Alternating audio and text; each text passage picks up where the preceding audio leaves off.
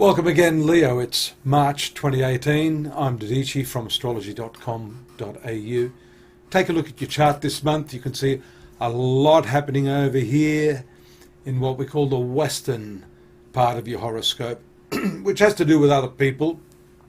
And importantly, let's animate this, the movement of the moon into your finance sector on the 2nd, moving into that very powerful full moon position, is the first of the important lunar transits for this month, which punctuate the timeline with those areas in your life that are going to be significant or focused.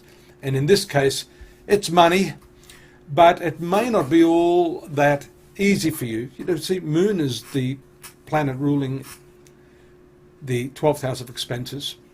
And here, as it moves through this second house of income, apart from the full moon, we see it then makes contact with an opposition aspect to Neptune, Mercury, and Venus. So they are always challenging, and these planets are in your 8th house of shared resources. So what it shows us here is that you've got your challenges cut out for you. Venus is your career planet, Mercury is a finance planet, and Neptune, ruling the sign of Pisces, is the shared resources planet. Sun is your ruler.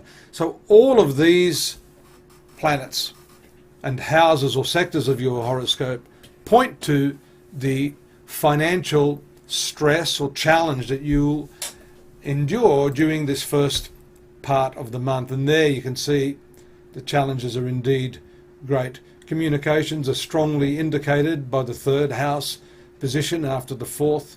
Some communications relating to your workplace activities, your health, and that's going to come in a little bit later when the moon moves through this sector a few days later. But prior to that, a lot of focus there on the domestic sphere, and some good things happening there with the conjunction of Jupiter around the 5th, 6th, 7th as it moves into that conjunction. Notice also around the same time the movement of Mercury and Venus into your 9th house.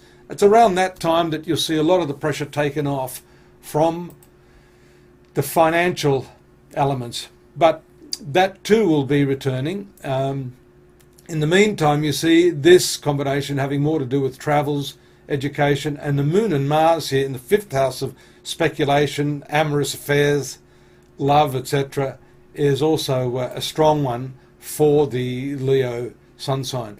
Look here, this is what I was talking about, the position of the moon and Saturn and Pluto in your 6th house of workplace activities. This is known as a force majeure, things that are out of your control that can in fact affect your health and your well-being. So you need to be careful around those days, around the 11th and 12th. It's very intense and compulsive when moon and Pluto are in conjunction. Big shift there again on the 13th and 14th as the moon moves through your relationship sector. That relationship area is ruled by Uranus here, and notice how that's moving upwards at this point in your life, up to that very critical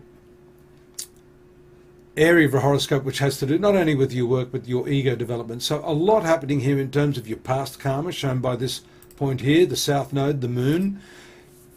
And these planets also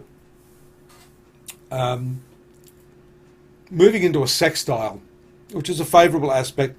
So good feelings, you're able to reminisce on the past and enjoy the company of your partner.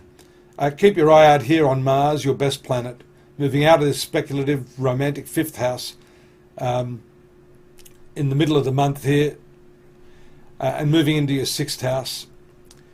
At the same time, you're going to see the sun moving out along with the moon at this new moon stage around the 17th, 18th here, the 18th actually. And again, that brings you back to this financial shared resources issue. This has a lot to do with your banking, has a lot to do with your partner's money. This could be romantic partner, spouse, or your business partner. So notice that Neptune there, that shows confusion. It's good that these bodies now are moving away from Neptune. So whatever confusion you had in the first half of the month is likely to start clearing up.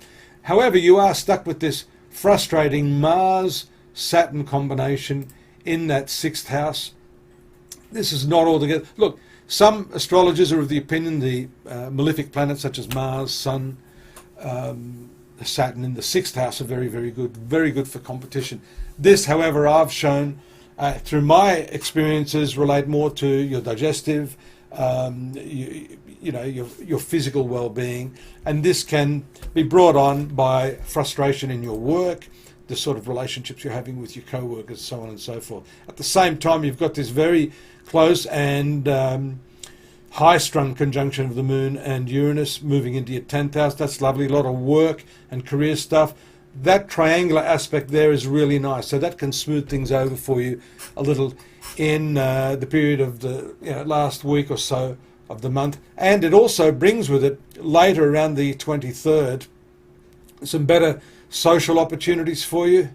You've still got this stress between travels, higher education, philosophy, and your work. That could be a philosophical difference between the people that you're working with.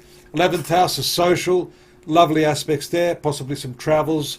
Then a bit of a low-key period around the 25th and 26th. Again, that's a bit devitalizing.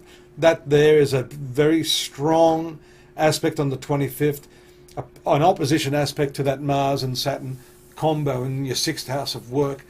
Also, high expenditure, get your debts under control at that point in time. It moves through here to the 27th, back into your sun sign, and they say that the combination with this North Node, Westerners say that anyhow, Western astrology, it is lucky for you. There could be some opportunity. You're on the pulse with the group, with the team, with the community, with your world. And again, towards the end of the month, back into financial circumstances, with Venus also up here, giving you some unexpected twists and turns in your romantic life. That's what Uranus does.